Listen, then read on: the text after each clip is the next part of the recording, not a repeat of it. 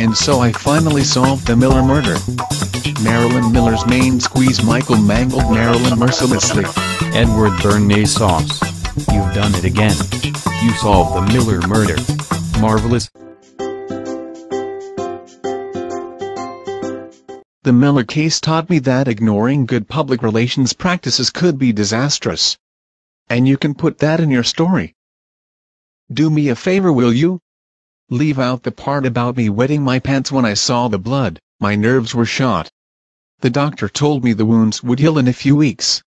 But one thing was sure.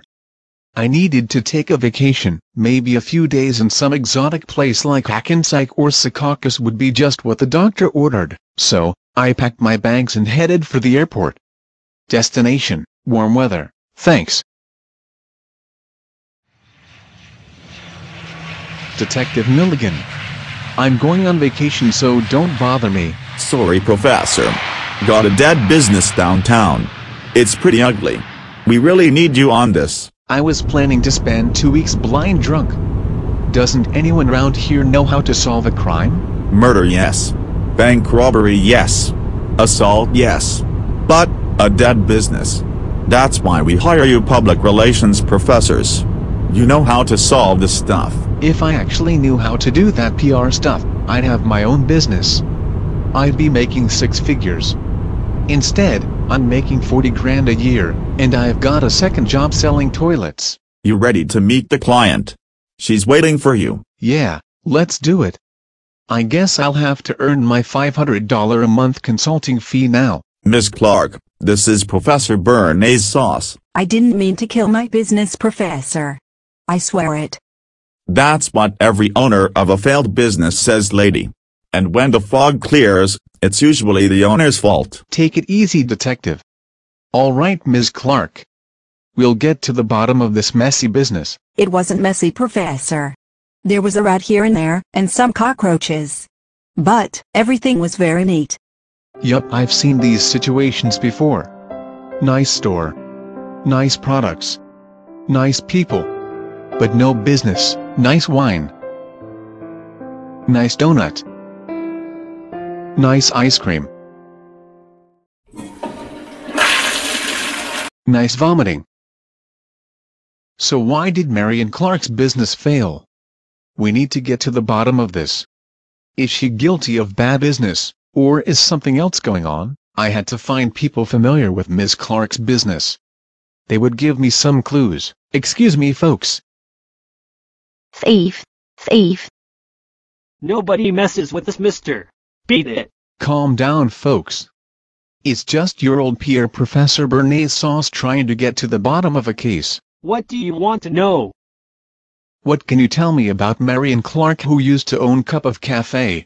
I thought her arms were too short. Don't you think her arms were too short? I don't need that kind of useless information. I want to know if she did anything to kill her business. Oh, you want good stuff? That'll cost you $20 for every piece of information you can use. Well, it cost me $100, but I found out that Marion Clark didn't always open on time. People who wanted to get a morning cup of coffee sometimes found the door locked. Honey, who was this guy? Says his name is Edward Bernays Sauce. What does he want? Wants to know why Marion Clark's business failed. Oh yeah. Well, you tell Mr. Bernays Sauce that every time I went into her store, the coffee tasted different. I hated that. Now will you please leave us alone, Mr. Bernays Sauce? If you're not eating that potato, I'll take it. All right, you little devils. Shut your blathering traps. We have a professor with us today. They're really excited to see you, Professor. I can see that. Now, boys and girls. I'm trying to find out why no one went into the coffee cafe. 'Cause her prices were higher than the other coffee shops in town. Take it from me. I know. And she was mean to us kids. One time I wanted black coffee with a shot of brandy and she chased me out of the store. I hated her and I told everyone on Facebook not to go there. And when she told me black coffee didn't go with Ritalin, I hated her, and I told everyone not to go there. Excuse me, Chef Boyardee. What do you want? Did you ever visit Marion Clark's Coffee Cafe? Yes, I did. Do you have an opinion about why her business failed? Yes, I do. Would you like to tell me? Some days, she had muffins. Some days she didn't. Some days she had donuts. Some days she did not. Then, I decide not to go there no more. I feel exactly the same way. That's why I no go there no more.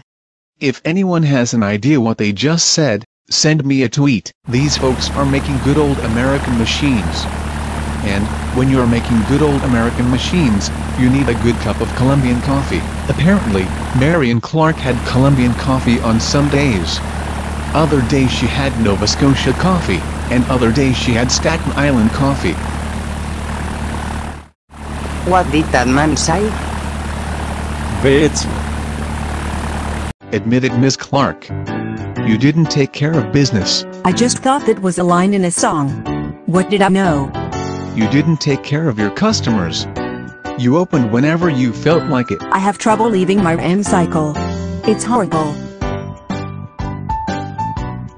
Instead of buying from quality suppliers, you just bought from the cheapest. Sometimes Ms. Clark cheapest isn't the best.